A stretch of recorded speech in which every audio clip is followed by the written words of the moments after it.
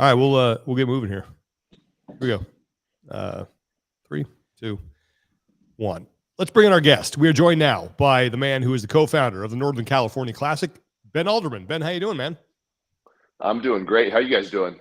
Good. So you're still in Hawaii, right? After the Ultimate Hawaiian Trail Run? Yeah, exactly. So right after our event, the NorCal Classic, which was just the weekend before, we had planned to come here.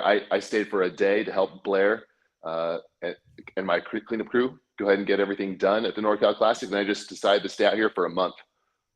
Wow. Oh, wow. And not bad at all. Yeah. Is that, are you going to be doing a lot, like continuing some of the stuff? I know you do work with Keala and some of the intervention program, and you guys even had some kids from the Keala program out at the event this year. Is that kind of the impetus behind the long stay? Yeah, keeping that relationship with Aaron Hoff, who is the founder of the Keala Foundation. So he is really one of the instrumental people in me starting my foundation called the Overcome Project. And the Overcome Project is one of the primary beneficiaries of the NorCal Classic. So that's how that all kind of connects and interlocks. And we had 3 of the kids from Keala come out to the NorCal Classic and compete, which was amazing. Kids that they've been pouring into for years, and then they get to come out and enjoy a large scale competition away from home and really just kind of open their eyes. So yeah, it just works out really well. And then when I'm here, I've seen Aaron pretty much every day that I'm here, and we do fun stuff, hard stuff, and just work together a lot. Mm-hmm. That's awesome. Yeah. One of the reasons we wanted to have you on is to talk about the landscape of mid-size events. And I think that they're not the Rogues, and it's not Wadapalooza, and it's not Dubai, but it's that next level. And I think I think I'm accurate in saying that Northern California Classic, having been, I think it was their 5th year, and the names that you were able to get is going into that territory. So how did you get involved with the Northern California Classic, and what was the appeal? Because a lot of times, like running an event it's a labor of love, and it's not easy.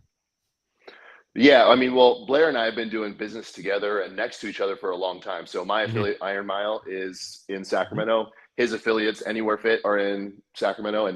And really, we had trained together early on, back when we were both being more competitive with our careers and as athletes. And, the one thing about Blair is he has been the same guy ever since I met him. I met him back in, I think, 2010, and he had no kids. He wasn't married, but he was the same guy. And so we did a podcast together for a really long time called Beyond the Barbell. We got to about 250 episodes. And then we started just kind of racking our brains about what we really like to do. And, the fact that we still wanted to work together, and also this gap that was left when the NorCal Regional, the SoCal Regional kind of got shoved together. And we lost a large scale, event here in the birthplace of CrossFit, which is Northern California. And so Blair and I just felt like we could fill in that gap, and we knew what competition looks like. We knew what it should feel like. We were close to Guido, who is the founder of Wadapalooza, and Steve, and to them at length about what they look for in competition, and seeing it from the athlete perspective, the vendor perspective, the spectator perspective, right, the volunteer perspective, and making sure that you captured everything when you decide to put your name behind something. So that was really just a brainchild of me and Blair, spending a lot of time with each other, having a lot of interviews with people, a lot of conversations, and then just figuring out like what's next for him and I. After our event just a couple weeks ago, I looked at him, I said, we should do something like that married couples do. Like they go to marriage retreats, they can learn how to communicate again. Let's go, and make sure that we stay solid as a group, as a partnership. And we were joking, but that kind of tells you where our heart's at. I looked up to him as a fan at first, right? Like early on, he had moved into that space of athlete, CrossFit Games athlete, just before I had ever done anything in the sport, and he was next door. So, and now we're friends, and our kids play together, and we get to do all kinds of fun stuff. So, maybe I have a little bit more skin in the game when it comes to maintain that friendship, than he does, because I've been kind of grabbing a hold of his coattails for a little while. I don't know, man. I've seen you sling the barbell. I think he could learn a thing or two from you as well in that regard. But as far as like getting off the ground in year one, I know you know, whether it's finding an identity or figuring out what that first step is. 2019 was, I believe, the first year, right when the sanctionals era kind of started. You know, what was really the few key points that you wanted to lock down in year one when you guys got started? Well, we wanted something that the venue was really attractive, you know, because we wanted to pull people in, so they weren't going to work out like in a warehouse. They weren't going to work out, you know, in just some, you know, you get into the four walls and you can't tell if you're in Chicago, you can't tell if you're in, you know, Miami, you can't tell if you're in, you know, because it just looks the same. And so that's what we wanted, something that took advantage of the capital of Sacramento, I'm sorry, capital of California, which is Sacramento, and made it look like, hey, here we are. So we did it on the Sacramento River. We felt like that was a really good idea. In fact, I had an idea a long time ago to do a competition there. And I was going to call it like bodyweight and barbells, because it was just such a cool, like, beachfront, grassy area. And I thought, like, I could just do this and people would come out and it'd just be like a fun, like, party thing. And I never did it. And then so when Blair's like, where do you think we should do it? I was like, let's do it over here at the river park. And he said, that's a great idea. And since then it's moved and we have amplified that feel. And now we're into a really an outdoor space. Savon said it really cool in his podcast with Blair. He said it was like the games on steroids, like the aromas on steroids. You know, that was, you know, his take on it. And so I love that little sound bite because it really does feel like that. It feels like it captures that grassroots feel, and it really lets you know that you are outside, but it's also very CrossFit. Yeah. So now looking back at the last 5 years, you have games athletes there. I know a friend of the show, Tim Paulson, was there, had so much fun. What is something that you couldn't have expected as a hurdle before you got into it, but you look back and you're like, wow, I wish somebody would have told me this before getting into the competition landscape? You know, we've got a great group of volunteers. And now we have a great group of staff, but I didn't realize just quite the amount of heavy lifting that would have to be done from an administrative standpoint. You know, vision casting and early budgeting and things like that are handled a lot by Blair and myself, but really having those key people in place, I kind of, when we started bringing people in, Blair's like, hey, we need this person and we need this person. Honestly, I just kind of thought, like, why? It's just him. It's just supposed to be me and you, right? Like, why are we bringing all these people into our marriage? You know. But you know, he was right, and I had no idea. And now that whole aspect, I think, just this year, really, I've kind of started to really function within the flow of those key personnels as well. And I said something to them, and I'll say it again because these people know who they are. The next year's competition might run better without me or Blair than one of them, because they are so critical and key to what we do. It's really nice having those people you can rely on when it comes to scoring, when it comes to judging, when it comes to leading volunteers. You know, it takes a lot of people to mobilize 250 to 300 volunteers over the course of a weekend, you know, and so for the people who do that kind of stuff for us, you know, my hat's off to them. And I had no idea how important you were going to be. And now I see, like, you're like essentially the heartbeat of what we do. It's one thing to start an event. It's another thing to grow it. And there are a lot of events out there that are springing up right now that are trying to sort of plant their flag in this, like I said, mid-tier event. You know, what advice do you have to those other, you know, organizers? And not only, like, you got to be in being successful right off the bat, but then allowing that to now grow into something you guys have been able to accomplish. Well, I think it's like any business. You have to know who you are. And I think with that, you know who you aren't. And so for us, you know, we sat down, we took a hard look at what makes us unique and what makes us who we are. And so we don't want to become a 2,000 person competition. That's not who we are. We love our venue. We think that our venue is part of what makes us successful. People want to come compete there. This lake, this like nearly just like pristine lake, the hills in the background, Sacramento as kind of like our backyard. And I mean, you're 2 hours, not even 2 hours from South Lake Tahoe. You're 2 hours from Reno. You're 2 hours from San Francisco. You're, you know, the beach. Like, you can go anywhere from where we're at. And so us understanding that we can be a destination along with just like a really cool venue, but also knowing who we are in terms of how we program, you know, and, you know, what we're doing as far as lengths of workout, accessibility of athletes, layout of the competition floors, everything kind of has to come from that central ethos of knowing who you want to be and continuing to push for that. And, Blair does that really well with his gyms. I do that really well with my gym with a lot of help.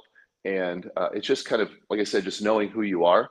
And that's going to be what's helpful. I've seen other competitions try to expand into other areas and even been on the phone with some of those guys. And I don't think it always goes really well because it's not an extension of who they are. They're just trying to, redo something that maybe, was successful in one place, but they're not necessarily sure why it was, and then redo it somewhere else. And so it's an easy thing to get trapped into. And I'm not saying that we would never duplicate or do something else or have our hand in other competitions, because I don't think it's bad no matter what. I just think before you do it, know who you are, and that's going to save you from a lot of heartache.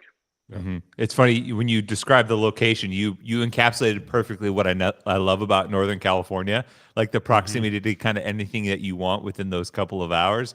And it's so funny because I've spent decades trying to translate that to people, and you did it in 20 seconds. But as far as the ethos behind programming, I always think one way that I think events could either shoot themselves in the foot or magnify their event in a big way is through programming, how they handle programming, the way they stick to it, and through that programming, the experience that they create for the athletes. So looking at the slate from this year in particular, I like a lot of the stuff that you guys did. I thought it was super cool and touching on the way the atmosphere around you. But how would you characterize that ethos and what ultimately took shape this past year? Well, there are a lot of people who looked at the programming early on, and Blair and I, we did something that CrossFit's been known for in the past, classically, and that's unknown and unknowable. So a lot of people didn't see our programming, a week ahead of time because it just wasn't out there. In fact, we had people who were coming to do guest appearances who we know really well, have great relationships with. And they were like, hey, can we get some insight into the programming just so we can be ready, so we can do some behind the scenes and some commentary? And I was like, hey, I like where your head's at, but that's not what we do. We're going to go ahead and release this all to the athletes the day of the athlete briefing, which was Thursday. So we kept it unknown and unknowable. On top of that, what Blair and I try to do is we always try to come up with either a new movement or a new application of a movement to make sure that what's happening is these athletes are having to adapt and think on the fly, use their fitness, use their athleticism to actually have some sort of success within the competition. So you can't practice this in your gym. At least very few people could practice this in their gym. And so that's part of it. The other side of it is there's just the logistical aspect where when you have 700, 800, 900, 1,000 athletes, like getting three, workouts there between, 4 and 10 minutes, getting, 2 workouts between 10 and 20 minutes and getting a few long ones. It's not really necessarily feasible. You only have so much time. And so we had 10 scored events, with 700 people. We opted for more data points because you could do that with shorter. And we tested, I think, 3 single modalities. And that allowed us to just have, like I said, varying data points that gave us a good weekend and a good overall picture of who was the most fit. And with all of that unknown and unknowable, not releasing the workouts until the athletes are already there, why do you think athletes do choose to come to the event, especially knowing that it's so close to after the games and you are still able to have games caliber athletes? Yeah. So one thing is this year, I know we are mid-level competition in so many ways, but we're really pushing to become one of the premier competitions. We gave away $112,000 this year in our prize purse. And for us, we wrote those checks the day of. We didn't have to wait 30 days and send those out. I've seen so many competitions that they build their budgets based on, fat salaries and things like that. And then they're not able to pay their athletes. We didn't do that. We decided, hey, we're going to take this and we're going to pay everybody off the top. And we're going to do everything else afterwards when it comes to whatever Blair and I make or whatever everybody else we pay. Actually, we paid all of our staff before we ever get paid. And so that was one thing. So I think the prize purse does really good because $25,000 for a first place prize is definitely a draw for somebody who's feeling like, maybe they missed out on a chunk of change at the games, or maybe they just didn't make the games. They were fit from semifinals, but maybe they're just on the outside looking in, and they're like, hey, it's only a month later. And then for us, we have a lot of athletes like you mentioned, Tim Paulson. We had Luis Oscar Mora. We had Lauren Fisher, Becca Voigt. Brittany Weiss.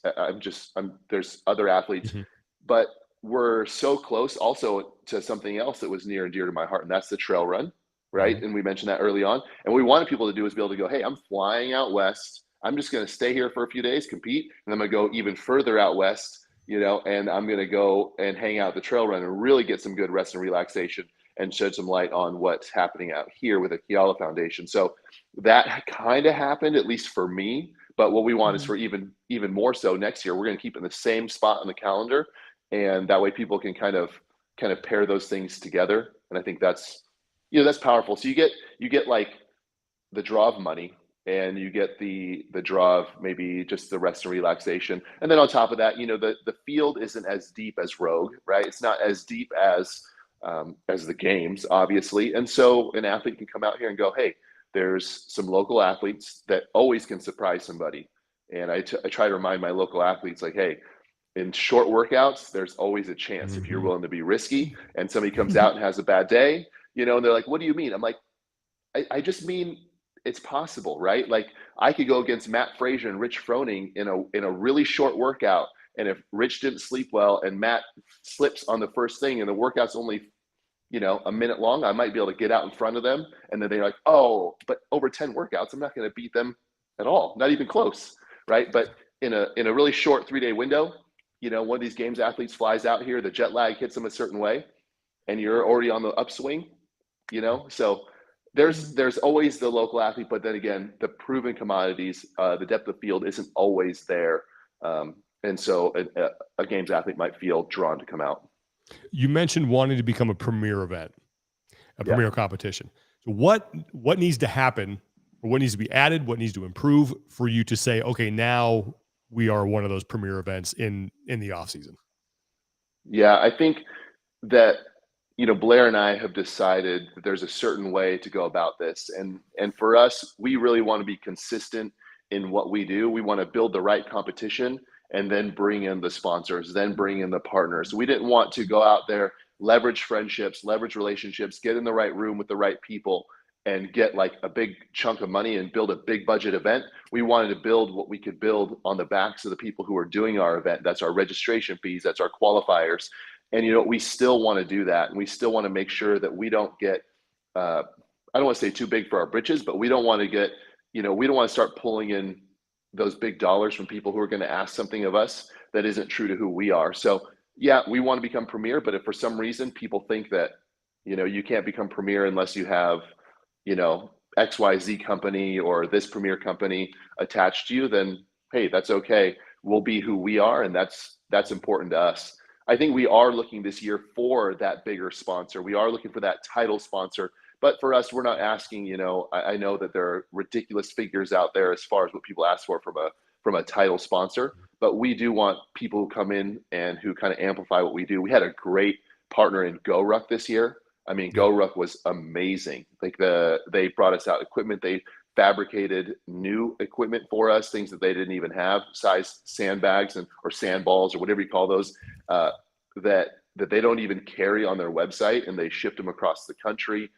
They mobilized a team. They brought out Margot Alvarez, who handled the Ruck to Overcome, which was amazing. And that was just like a chance for spectators to go on a ruck with Margot, and it raised awareness for our nonprofit, the Overcome Project.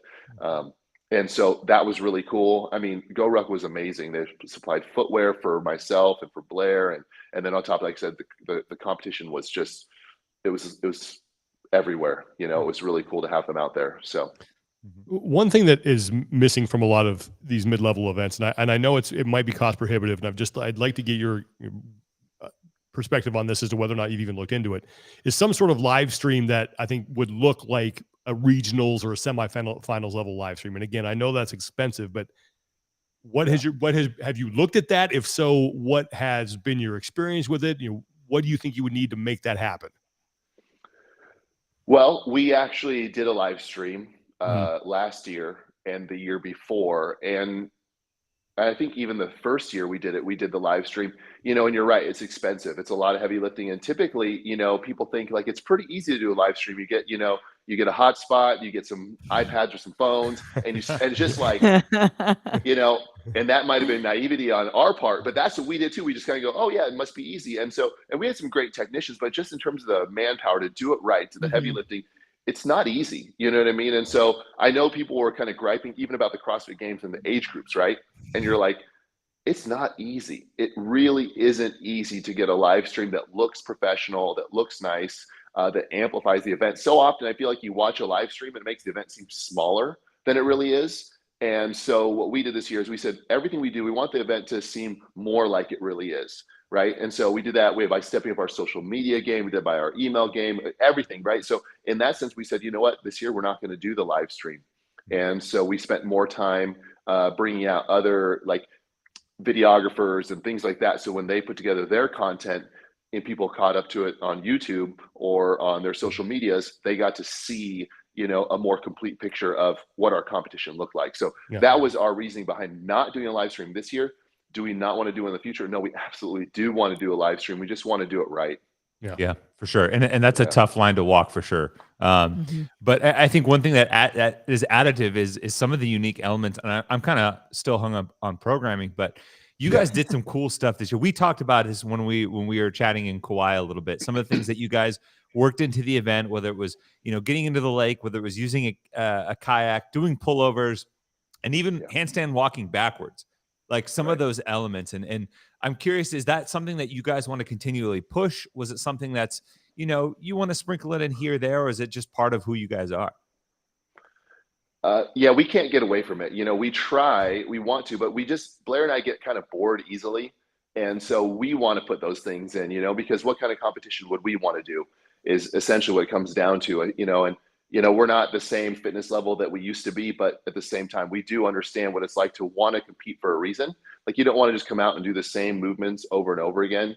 And so we, like the double broad jump, that we did this year, we hadn't seen a broad jump. And what's interesting, I saw on the games, I saw on CrossFit.com just recently in the new wave of programming, broad jumps were in there. And I was like, oh, that's amazing. But not saying that they're copying us at all, but just I know that. But they are. We didn't. Yeah. So Blair and I invented broad jumps. It's pretty cool. But we saw that and we just like, okay, how can we put as many new elements in as possible? And then we basically work through the entire weekend. We go, that's not possible. So we make it more accessible. We make it more doable. We go, okay, well, that's going to be really hard to pull off. Can we pull it off? And as far as the kayak goes, that was all Blair. He was just like, we should do something strange. And then we got in the boat and we did the 5K kayak and it was terrible. And then it was like, can we get 80 kayaks? And we got 80 kayaks, but these weren't like the, if you're in a kayak race, if that's like your thing, you have a certain style of kayak. You have a very nice kayak, a streamline. These were those big yellow ones that were super wide. So these guys went 5K essentially like on like beach cruisers, equivalents for bikes. You know what I mean? Like, hey, we're gonna do a bike race. Better. Yeah. Oh, it's way better. It's way better. Absolutely. Yeah. The crazy thing was Blair and I did the 5K on a tandem. So you think, oh, well, twice the power. But the kayak for those newbies, they don't get bigger. So we were just sitting really low in the water. We had like 400 pounds and we're just paddling. Oh man. Yeah, it was miserable. It was miserable. Do you and Blair test all of the workouts that you program? We test all the elements that we don't know about. So the answer is no, we don't test all of them. It's really easy for us to not have to test something like reverse Fran, which we did this year. It's not necessary. We understand the time domains. He programs every week for his gym. I program every week for my gym. And we see it applied across, good athletes, new athletes. And so some things we don't need to test. And then when you have something simple like a couplet in terms of the flow on the workout floor, there's only a couple ways that it's going to look and make sense to the spectators. And there's only one way that the barbells can fit. And so you just like certain things, they don't need to be tested. I don't know what we'd find by testing reverse Fran or something similar, right? You just other than, oh yeah, it still hurts, Yeah, that's exactly what I was gonna say. Is there any like crazy unknown element that didn't make the cut this year?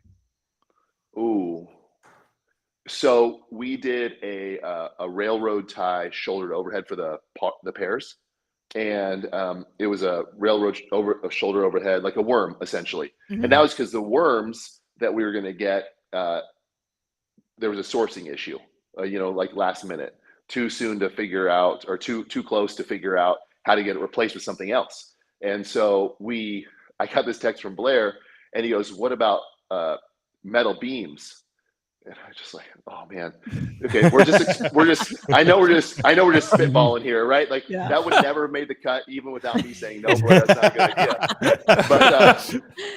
But a metal beam, boom, it's like it falls. And so and then railroad ties was an option, and then we started looking at them, and we couldn't find any that were like the same or close enough, and we ended up getting them anyway. And then we actually ended up taping 2.5 pound plates through the middle of the length of the railroad tie to make sure that they are all within like an acceptable deviation of weight. We were going to cut some of them off, make them shorter and longer, but we felt like a few pounds one way or another spread over 2 partners was a better compromise than shortening it by a foot on some and putting 2 people too close together, especially when burpee railroad tie overs were the pairing movement. So the railroad ties. And then speaking of testing, Blair and I, we know how shoulder overheads go. We know how burpees go. We never tested that. And then the athlete briefing on Thursday night, people are like, "Oh, can you show us one?"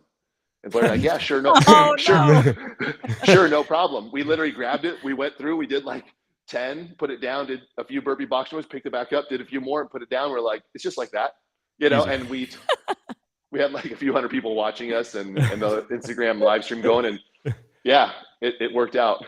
Oh man. So along those lines, when you want to, I get the railroad thing with Sacramento and all that stuff. You want to kind of lean into who you are. You want to do something different, but how do you figure out where that line is between like, okay, yeah, metal's not good, but railroad tie, we can make that work. How do you continually negotiate like where you can, how far you can push things? Yeah, I mean, optics wise, it has to make sense, right? Like, so from an athlete perspective, if they're a little worried because they've never done it, like that's cool with us. If they're worried because of safety, that's less cool with us, right? So there's always that line of safety and athlete safety being paramount, especially when you're dealing with like teens. We have teen athletes, right? You can't ask them to take on some sort of risk that is, outside of the norm, right? Like we just don't want to do that. We did have a swim, but we had a ton of water safety, and next year we'll have even more water safety. We've done a swim 2 years in a row, but we continually find ways to make sure that the safety aspect is there. Now there are other things that didn't make the cut. Year one, I don't even want to tell this story actually. That's how we know it's going to be a good story. Well, yeah. Year one, the idea was we would do some sort of obstacle course, and we'd move through a series of very strong men and athletic obstacles. And at the end, there would be like a pedestal with a Rubik's Cube to solve. And let's just say one of us was really attached to the idea, and one of us wanted to take the final stone and drop it on the Rubik's Cube as a measure of accuracy, because I just thought that would be a terrible idea. I just said whose idea it was. So that one never got off the ground. And so honestly, I'm poking a little bit of fun at that idea, but for all of Blair's outlandish ideas, he's got some great ideas because his mind works in a certain way, and he kind of grabs hold of ideas and he doesn't let them go until he's got a way to execute on them or to let them die. And there's very few times where I'll have to say, Blair, no, and put my foot down. In fact, most times I'm just like championing him, going like, dude, that's a great idea. That's a great idea. Let's get this done. Yeah. You know what I mean? So yeah, the Rubik's Cube is just this, you have to have an outlier, right? You have to have that one spot that shows he's still human. And that kind of like leads me to my next question about the dynamic between you and Blair, because you mentioned a little bit already, and the quote unquote marriage, and what the roles that you guys fill and fall into naturally as far as how you play off of each other, and what aspects of your personalities, both as athletes and humans and as business owners, make you guys a good fit to lead the event into the future. Yeah. Well, I mean, Blair and I, we have a great friendship, and I've always used humor to kind of diffuse most situations. I've always used, just kind of poking fun at other people. And since then, I've kind of learned a little bit better how to poke fun at myself. And so I don't really have too much of an ego when it comes to Blair and I's relationship. And you know what? Neither does he. He's, both of us have done what we've done, and we no longer measure ourselves on our resume, but just, what we can bring to the table in that moment. Last year, the qualifier, I mean, for the most part, was almost all programmed, and it's from start to finish by me. And Blair looked at it and he goes, dude, you were in the programming flow, like no big deal, And then when you look at this year's main event, like 80% of it were like Blair's brainchild, you know what I mean? And I don't go like, hey man, you programmed 3 or 4 more workouts than I did this year, and I just don't feel like that's right. I need more of my fingerprint on it. And we don't do that anymore. And so it lets us just be ourselves, and I think that that's really good. I think that if I'm being honest, he's got some great skills that I'll never have. He's so much more organized. He's really good at keeping track of all the logistical aspects and pieces of it. And me, I tend to bring a level of passion and connectivity to people and to our sponsors that sometimes Blair, because he's doing so much of the other stuff, doesn't have an opportunity to do. But then he has a chance to step away from the computer screen or step out into the comp, and he does it just as well as I do. So I don't know, man. We just have like a really good dynamic. Our wives get along. Our kids are great together. We live parallel lives that are both very different. Even from a gosh, I mean, we talk about everything from politics to our spirituality to our physicality, to just the way we approach and try to solve problems, and so we have a very complete relationship, one that I wouldn't trade for anything. Mm-hmm. This is the last question I have, but why are the mid-level events that are springing up all over the place and continuing to be successful? Why are those necessary in the CrossFit landscape? I mean, quite frankly, I think that if we didn't have them, I think that CrossFit wouldn't be in the same place that it is now. Mm-hmm. I think there needs to be those opportunities for athletes to step out of the gym and go onto the competition floor. I think there needs to be opportunity for communities to go out. Like, it's great to be a community, but how do you prove that you're a good community, right? Like, you go out and you show everybody else, look, here are our athletes. We're here, we're supporting them. Like, you get to tell everybody about it. Like, if you do something really great in the gym, that's awesome. And it actually really is awesome. But for those people who feel like they're like, oh, I want to go to that next level, what do you do? Like, how do you create that? And I think that the mid-level competitions, I'm going to encourage anybody who thinks about starting a competition, just know who you are and then go for it, because it really is. It's like the affiliate essentially for that Greg talked about. You have all these little affiliates all mm-hmm. working for their own best. It's like if you have all these mid-level competitions working for their own best, the collective is we're stronger. And so, I think that, Rogue and the games, I don't think that those should go away or do more like what we do. I think those things are right where they should be. They know who they are.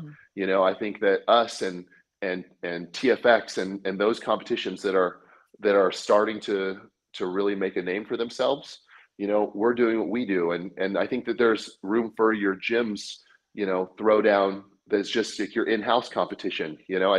I feel like there's a need for all of it because mm-hmm. everybody's appetites are different. And CrossFit is drawing in more and more diverse people, and so just having more of that is essential for the culture.